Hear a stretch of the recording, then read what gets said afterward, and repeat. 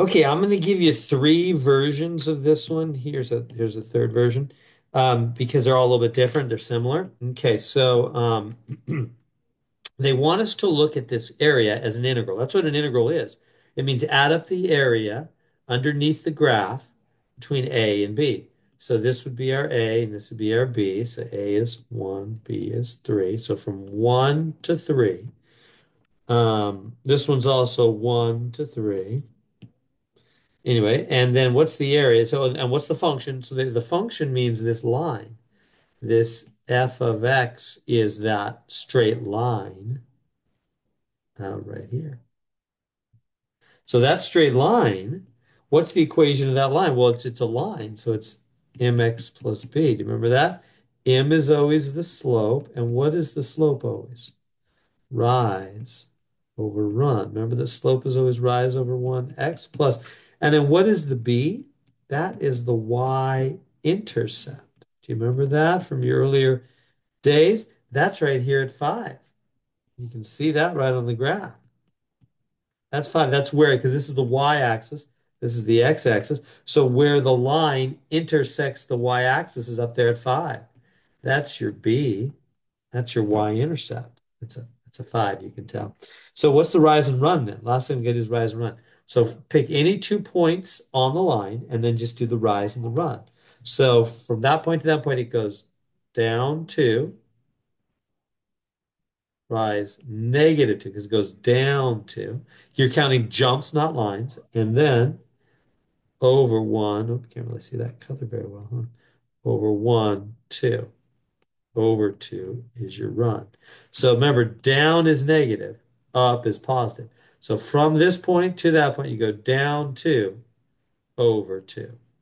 So that's going to be down 2 over 2 as the rise over run. And so that's going to be what? -1x plus 5. There we go, -1x plus 5. That's the function. And then lastly, we have to get the area. What's the area of this function? Well, the area of this function is going to be, if I put a line right here, it's a triangle and then a rectangle. Rectangle, I can just count the squares. There's 4 squares there. So that's 4. What's the area of a triangle? The area of a triangle formula, oops, let me do that a little bit better, is a half times base times height. Half base times height. So that's going to be a half. What's the base? 2. What's the height? Also 2, right? The base is 2. The height is 2. So it's half of 4. It's 2. So the area of that, and by the way, another way you can see it, it's just half of this square here, right? The square's got four little squares in it. The triangle is just half of that. So it's 2. Of course it's 2. So it's going to be 2 and 4. So it's 2 plus 4. It's 6, which is what they got. Okay, now let's do the next part. This is going to be a little bit different over here. So here now, getting this equation, y equals mx plus b. The b is right here. There's your b. It's the y-intercept. The slope is rise over run. And the b, as we said, is 4. So what's the rise and run this time? So remember, what you want to do is you want to pick 2 points on the line. Now you might say, okay, should we pick that point right there? Well, no, you can't tell where that's at. So we don't want to pick, we want to pick a point that's really clear, like that's super clear and that's super clear. So you pick 2 points on the line that are super clear, right? You don't want to pick some point like you don't like that. Is that a half? Maybe. I don't know. You just can't tell. How about that? I don't know how high. What about that? You pick something that's on the grid lines, right? So then you do rise over run between them. So this would go down 1. Down 1 is the rise. And over 1, 2, 3, 4, positive 4. So we get down 1 over 4x plus 4. There it is. They wrote it as a decimal. You can write it as a fraction or a decimal. So that makes sense how we did that. So again, the slope go from point to point, any 2 points on the line that are clearly on grid marks. And that's down 1 over 1, 2, 3, 4. So down 1, rise over run. And then The 4 is the y-intercept. Now, what's the area? What's the area there? Well, I'm gonna break it. Yeah, this is a little different. I'm going to, what am I going to do? It's not that easy. Um, this part's easy. How about this part? I'll just get, all right, this part's easy. Just boom, boom, boom, boom. One, two, three, four, five, six. So we got those six squares, no problem. Okay, but then what about that weird little sort of shape up there? How do we find the area of that shape? What are we going to do? Well, yeah, good question. Let me see. What I'm going to suggest we do is we've got to really find where, um, change the color here, where this hits right here. That's would be nice. We could find, there we go, right where that hits. Because then that would be a triangle. Make this a little bigger for you. That would be a triangle. See how right here is a triangle? And then we'd have a little rectangle below it. Well, how do you know where that hits exactly? Well, think about what this line is doing. What does this line do from here to here? It goes down one over one, two, three, four. So that means it's going to go down 1/4, 2/4, 3/4, 4/4. Does that make sense? So in other words, this point here must be at 3.75. It's only down a fourth. This point here must be at, oops, 3.25. It's only up a fourth. Do you see that, Theo? I'm just following the pattern. So math science about follow the pattern, right? Because from here to here, it goes up 1/4, 2/4, 3/4, 4/4. It goes up one whole, right? That's the slope. That's what it means when the slope is negative 1/4. It means from here to here, it's going down 1/4, 2/4, 3/4, 4/4. That's what that slope means. Rise over run. It's down again, down 1/4, 2/4, 3/4, 4/4. So if you're down 1/4, right? You're down at 375. You lose a fourth of a dollar. Down 2/4, down 3/4, that's 3.25. Okay, that's a little tricky. So now what's the area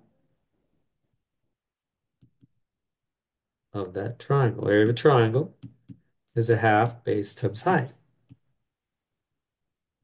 So that's going to be a half. What's the base? The base is 2, right? The whole base here is base of this triangle is 2, 2 wide.